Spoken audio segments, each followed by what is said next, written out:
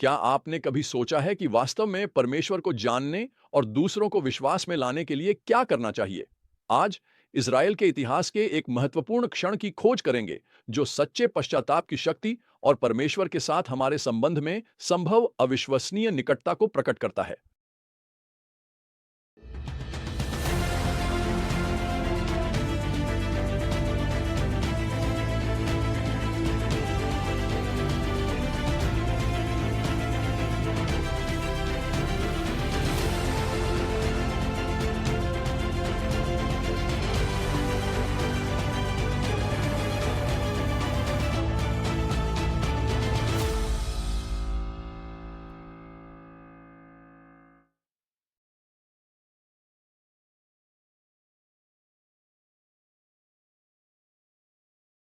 आइए निर्गमन 32-33 में गहराई से देखें, जहां हम सोने के बछड़े की घटना के बाद मूसा के असाधारण नेतृत्व और मध्यस्थता को देखते हैं।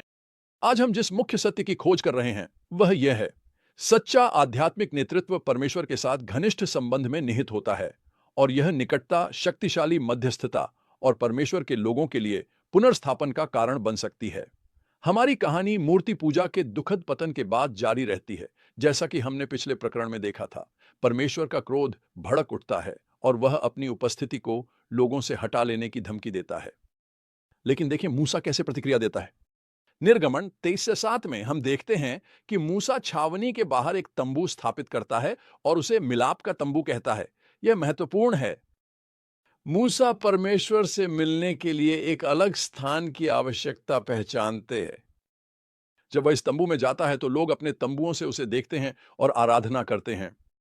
यह उदाहरण द्वारा नेतृत्व करने की एक अद्भुत तस्वीर है। यह मुझे हमारे अपने जीवन में एक व्यक्तिगत मिलाप का तंबू रखने के महत्व की याद दिलाता है। मेरी पत्नी के लिए हमारे लिविंग रूम में एक विशेष कुर्सी है, जहां वह बाइबल पढ़ती हैं और आराधना करती हैं। मेरे लिए पास का एक जंगल है, जहां मैं चलना और परमेश्वर से संवाद करना पसंद करता हूं। विशेष स्थान महत्वपूर्ण नहीं है। जो मायने रखता है वो यह कि क्या हमारे पास परमेश्वर से घनिष्ठ मुलाकात का एक समर्पित स्थान है। निर्गमन 33:11 में हम कुछ आश्चर्यजनक पढ़ते हैं। प्रभु मूसा से आमने सामने ऐसे बात करते थे जैसे कोई अपने मित्र से बात करता है। परमेश्वर के साथ घनिष्ठता का यह स्तर ही मूसा को एक अगुवा के रूप में अलग करता है। और ध्यान दें, युवा यहोशू भी वहां मौजूद है, मूसा के उदाहरण से सीख रहा है। लेकिन मूसा संतुष्ट नहीं है परमेश्वर के साथ अपने रिश्ते को लेकर। वह लोगों के लिए जोश से मध्यस्थता करता है।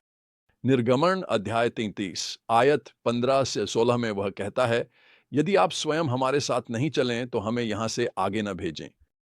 लोग कैसे जानेंगे कि तू मुझसे और तेरे लोगों से प्रसन्न है, जब तक तू हमारे साथ न जाए। मूसा समझता है कि जो परमेश्वर के लोगों को जो बात अलग बनाती है, वह परमेश्वर की उनके साथ उपस्थिति का होना है। हमारी भी यही पुकार होनी चाहिए कि हम अपने जीवन में परमेश्वर की उपस्थिति के द्वारा पहचाने जाएं। अब मूसा के नेतृत्व का एक और पहलू है जिस पर हमें ध्यान देना की आवश्यकता है। निर्गमन 33 स्त्री में वह प्रार्थना करता है, मुझे अपने मार्ग सिखा ताकि मैं तुझे जान सकूं और तेरी कृपा प्राप्त करता रहूं। अपने सभी अनुभवों के बावजूद मूसा एक सीखने वाले हृदय को बनाए रखता है। वह परमेश्वर को और गहराई से जानना चाहता है। तो हम इस खंड से क्या सीख सकते हैं?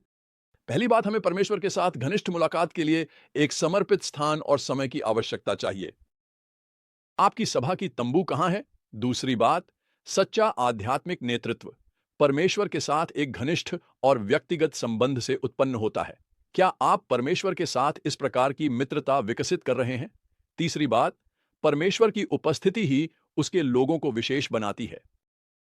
क्या आप हर चीज से बढ़कर उसकी उपस्थिति की खोज कर रहे हैं?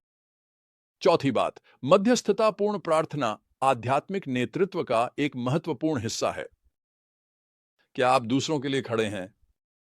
और पांचवी बात, एक सीखने वाला हृदय बनाए रखना चाहिए ताकि परमेश्वर को और गहराई से जान सकें। हमारी आज्ञाकारिता परमेश्वर के हमारे सामने प्रकट होने का मार्ग खोलती है। जैसा कि यीशु ने यूहन्ना 14:21 में कहा, जिसके पास मेरी आज्ञाएं हैं और जो उन्हें मानता है, वही मुझसे प्रेम करता है, और जो मुझसे प्रेम करता है, वह मेरा पिता उससे प्रेम करेगा, और मैं भी उससे प्रेम करूंगा और अपने आप को उस पर प्रकट करूंगा। तो अंत में मैं आपसे पूछना चाहता हूं, आपके जीवन में कहां ऐसा स्थान है जहां आपको परमेश्वर के साथ घनिष्ठ मुलाकात के लिए स्थान बनाना चाहिए? क्या आप परमेश्वर की खोज में उद्धरण पेश कर रहे हैं? क्या आप दूसरों के लिए मध्यस्थता कर रहे हैं, यह समझते हुए कि परमेश्वर की उपस्थिति सबसे जरूरी है? याद रखें, वही परमेश्वर जिसने मूसा से आमने सामने बात की थी, वह आपसे भी बात करना चाहता है। वह आपके साथ घनिष्ठता चाहता है, लेकिन इसके लिए हमें उसकी आवाज को सुनने के लिए समय और स्थान को अलग रखना हो और उसे और अधिक जानने की निरंतर खोज करनी होगी। आइए प्रार्थना करें कि हमें साहस मिले ताकि हम अपनी मिलने की तंबू बना सकें, ऐसे हृदयों के लिए जो सबसे अधिक परमेश्वर की उपस्थिति की लालसा करें और दूसरों के लिए मध्यस्थता करने के लिए अनुग्रह प्राप्त करें। क्योंकि जब हम अपने हृदयों को परमेश्वर के साथ संरेखित करते हैं, तो हम इस संसार में उसके पुनर्स्थापन और अनुग्रह के शक्तिशाली उपकरण बन जाते हैं, एक ऐसी दुनिया में जिसे इन दोनों की अत्यंत आवश्यकता है।